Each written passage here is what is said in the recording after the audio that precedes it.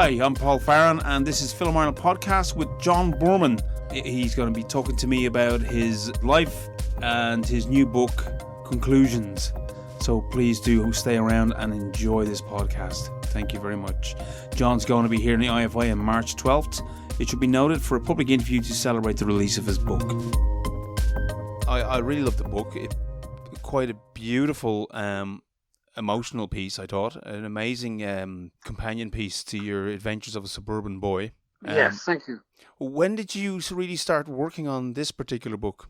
Well, I started working on it nearly 2 years ago, and I gradually put items into it, and then I tried to make kind of sense of the whole thing. I wanted, the reason I did it and why I called it Conclusions was because I was trying to draw some conclusions from my life and my work to see if there's any pattern there, and that's really why I did it. And so it gradually grew and took shape. And what do you think? Do you think you discovered a pattern in your work or in your passions?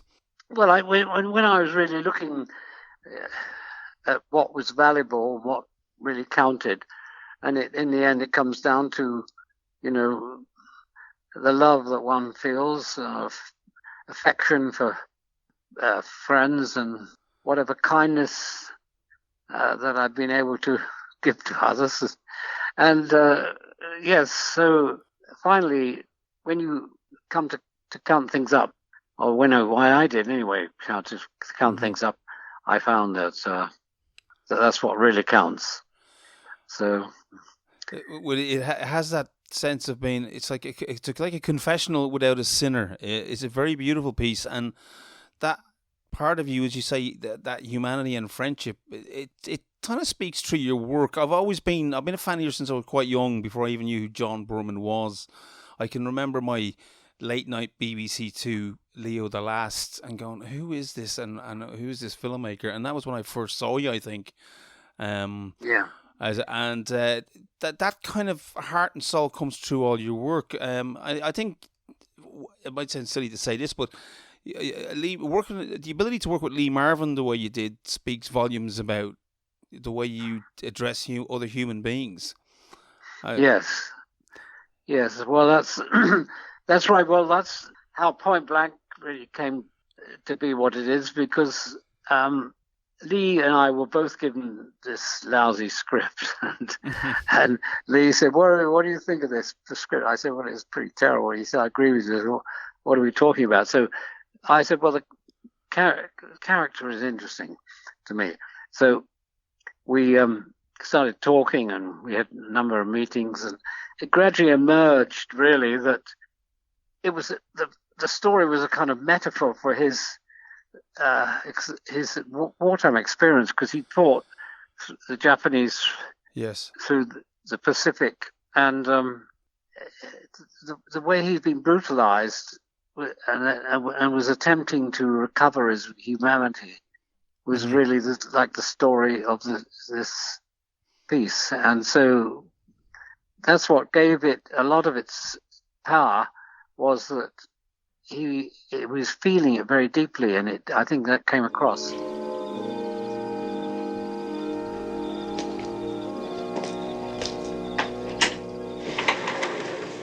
Well, come on in.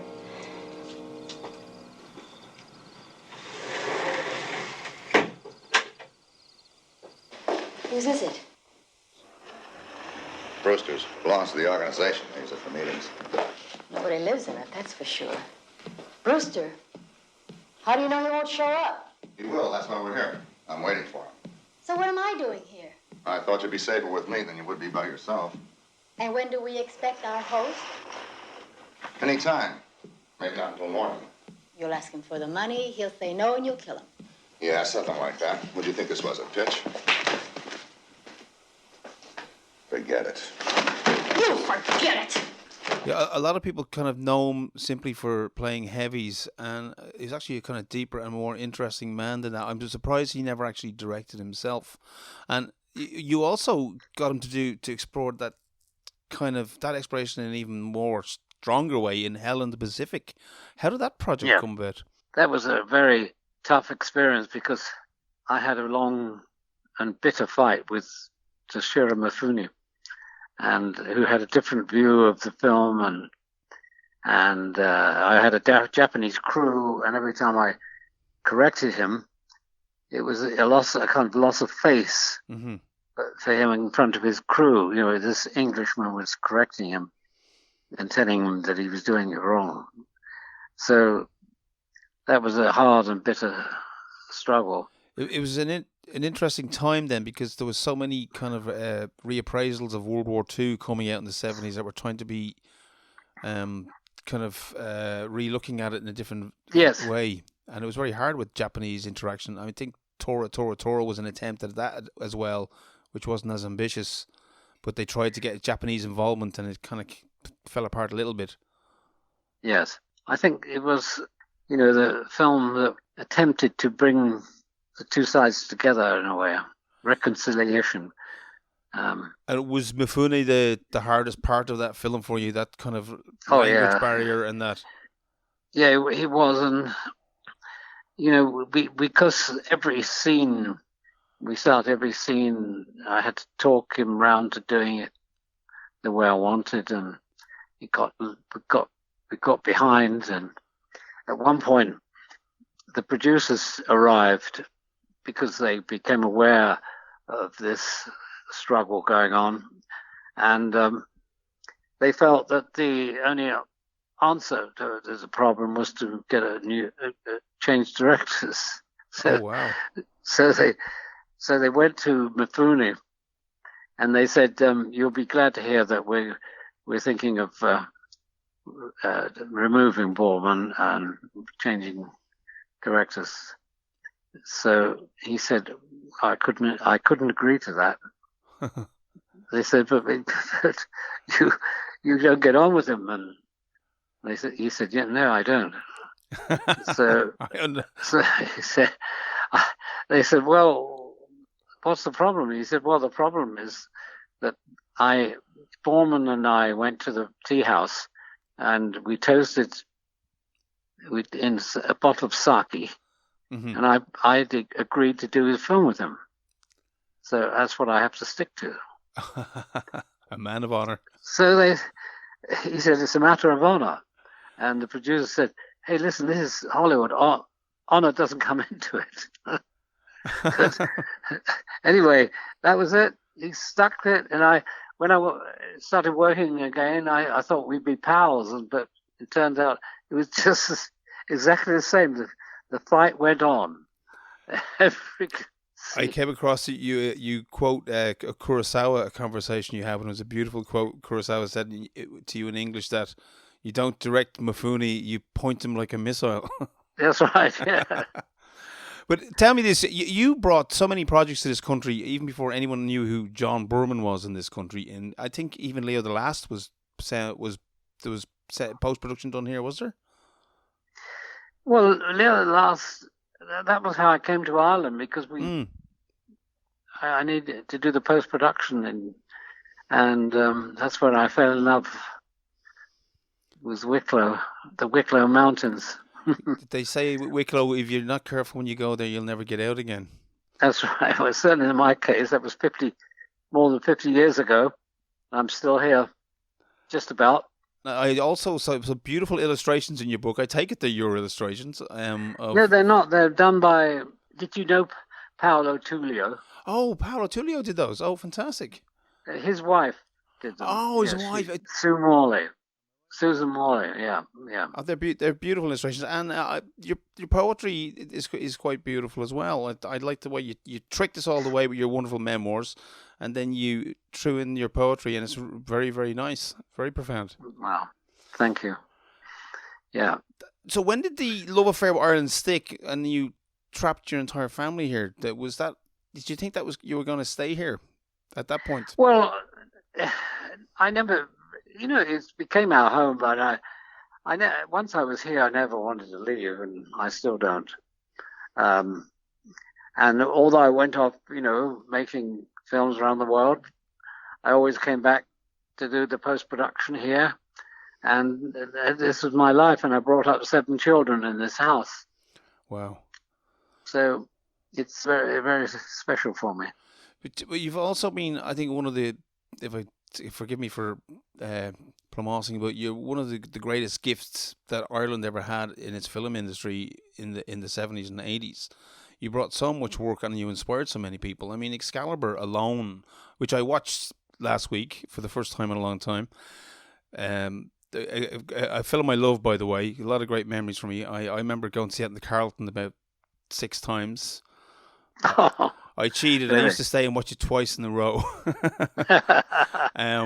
But the list there of actors, Irish and other, is phenomenal. Yeah, and a lot of Irish technicians got their first job on that picture, and also a lot more on earliest. On Zardoz. On Zardoz, yeah. One particular actor I love, and I think he kind of binds. For me, Excalibur is almost as much a tale about Merlin and Percival as it is to the so-called main characters. Yes. Because they seem to be the kind of the narrative glue of the story would be those two, and possibly Morgana as well, as opposed to the kind of royalty of the story. But Nicol Williamson, another guy, you like these tough actors that you seem to manage.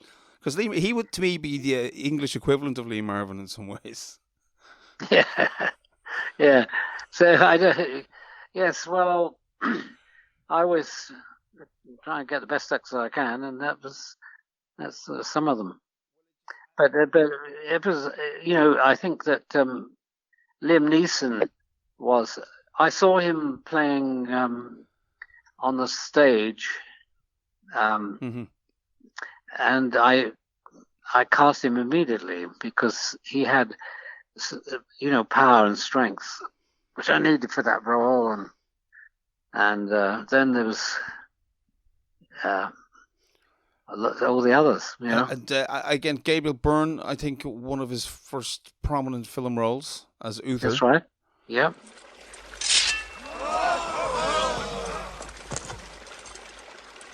Behold! The sword of power, Excalibur. Forged when the world was young, and bird and beast and flower were one with man, and death was but a dream. Did that film directly grow out of your attempts to adapt Lord of the Rings, or was it just coincidence that you were in that realm? Well, I did, United Artists had the rights of Lord of the Rings, and they asked me to do it, and I spent a best part of a year with Rosper Pallenberg writing it, and but when we finally got together ready to shoot, UA were in difficulties with money, and they were appalled at how much it was going to cost. So I went, and then I took it to Disney. I thought they Disney at that time didn't want to do it either. I didn't, so I couldn't get it going. And indeed, Peter was, he had it, and his agent, who's also my agent, Ken Cummins, went round all the studios with it, and they all turned it down.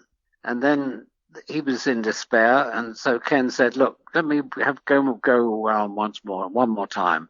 And he went around all the studios again, and they all turned it down.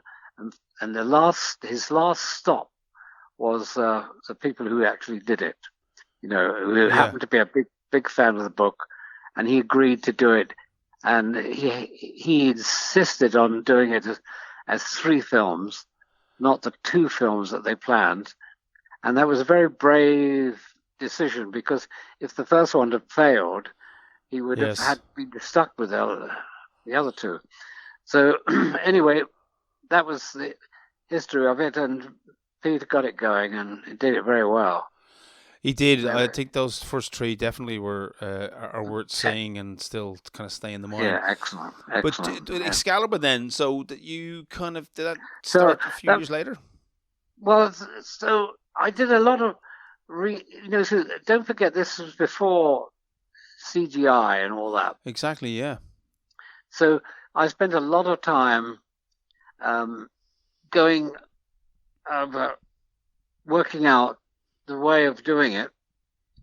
And Excalibur was done, all of the effects, all the special effects were done in the camera.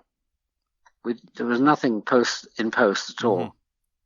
Things like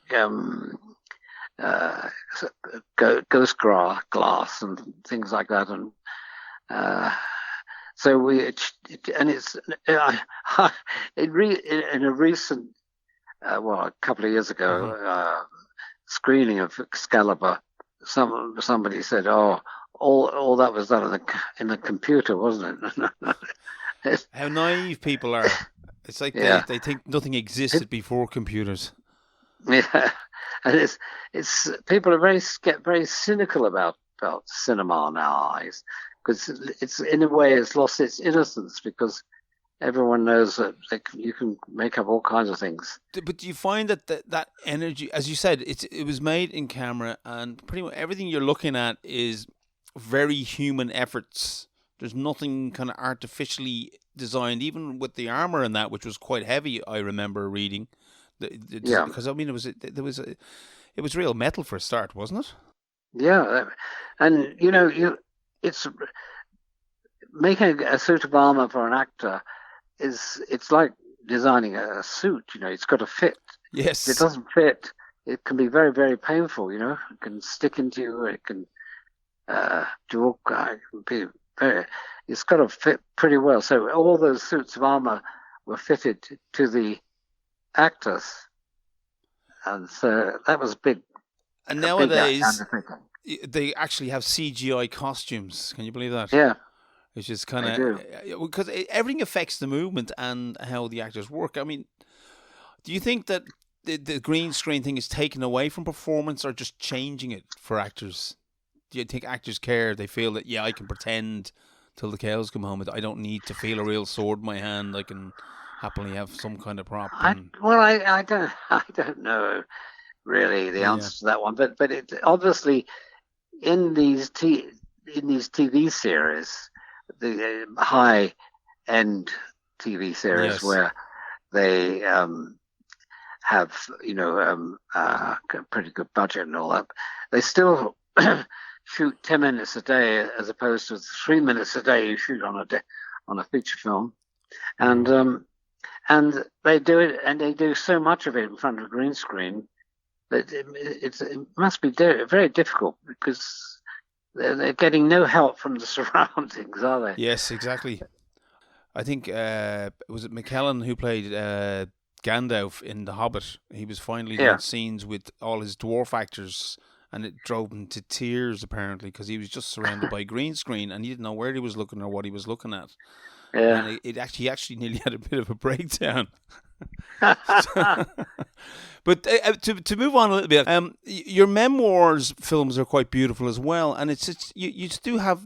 I'm sure some academic is going to mark your periods where you've gone from your existentialist work to your kind of more poetic work of Excalibur, and then I think Emerald Forest came after that, didn't it? Emerald Forest, which is it's both. It's almost coming from that romantic thing, but it's very political film as well.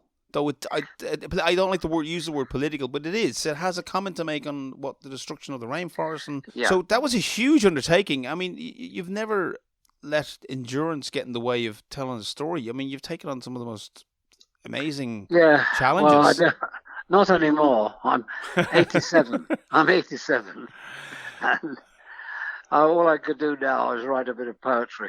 Well, I think you deserve the rest after all those challenges between rivers and forests and tough actors. You really have covered an amazing amount of ground, and you never kind of kowtow to any commercial attitudes. I think you had the confidence in what you were going again, but you never went that route, that truly mainstream commercial route that a lot of guys would go. I really left Hollywood. I stayed at Hollywood for Point Blank, and then I went back to London and I did Leo last I did, yeah. And oddly enough, you know what? Something very interesting. I don't know, but there's that street was. I had the running of that street because they'd been evacuated because it was going to be pulled down. Okay. And so I was able to paint it black, and that's where in the story, that's where all the West Indians were living. That's right. And anyway, there's two guys who desperately want to put a screening on Leo the Last on and they told me that street was pulled down in order to build the Grenfell Towers. Oh gosh. And so they, in a way, the story I was telling there was all about those people that actually ended up in Grenfell Towers. So it was rather shook me to discover that. Yeah. And I never knew that. I said that film is it. When did you have that screening of it? By the way, did you actually go and see it yourself that time? They're arranging a screening of it, and they're making a documentary telling the story of the film. Making it. So I'm very glad it's being revived, excavated from the grave.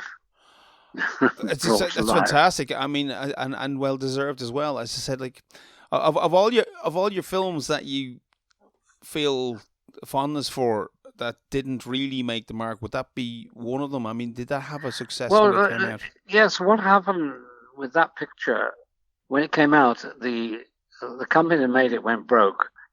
It was part of UA, and when they went broke, that. In the end, Warner's took over their assets and their debts. Mm-hmm. And so, but the ownership of the picture didn't quite get the ownership. It was contested by someone else, and it became mired in a law case. Oh, okay. Which went on and on. So that's why it's so difficult to see. I see, and it's probably still wrapped up in that quagmire. Yes, it's just been dragged on. But that was you got the best director at Cannes for that, didn't you? I did, yeah. Yeah. Would you say that your influences have always been European? Was ever any American directors that you were interested in that you think No, I just think yes that I withdrew from the from the mainstream. I mean, I made Deliverance. I made for Warner's, for instance, and but I made that all on location. I never went to Hollywood. I made it all on location, and I went back. When I went home, I took the train to New York from Atlanta, and took a ship back to Ireland. That's good. And you avoided LA altogether. I read that in your book. You don't trust the weather in LA. I think it's a very good point you make. But also, I mean, you got an amazing performance out of Burt Reynolds. I mean, not that he was not beyond a good performance, but it's probably one of the more serious roles he did, certainly at that time. And it was a film that broke him out. I know he's a terrible man for stealing your anecdotes and telling lies, but I know you're very fond of each other, and he said you were one of the best directors he ever worked with. That's right. He did, but he was absolutely outrageous in his autobiography. Uh-huh. There's a story I told about Lee Marvin. We had dinner on at Jack's on the beach, in Venice Pier, and Lee got drunk, and I insisted that I drove the car back, and we fought for the keys. Eventually got the keys, and finally. And then then he wouldn't get in the car. Oh, So typical. eventually, he climbed up onto the roof of the car, and had a roof rack on it, and so it was now 2 o'clock in the morning, and I drove down the length of the pier, and I got out there, and I said, "Get down now, Lee. Get in the car." And he wouldn't get in the car, so it was nothing much about. So I drove, and he lived along the Pacific Coast Highway, about 5 miles. So I drove fairly slowly along the Pacific Coast Highway, and I got pulled over by a cop on a motorbike, and he came up to the window, and I went on the window, and he said, "Do you know you've got Lee Marvin on your roof?" So anyway, I told that story every time. And Burt sent me his autobiography, and I read through it, and I come to this story, except that he's driving the car instead of me. He just stole the story, outrageously. That's hilarious. I'd say there's many people reading his biography and going the same thing that you were doing.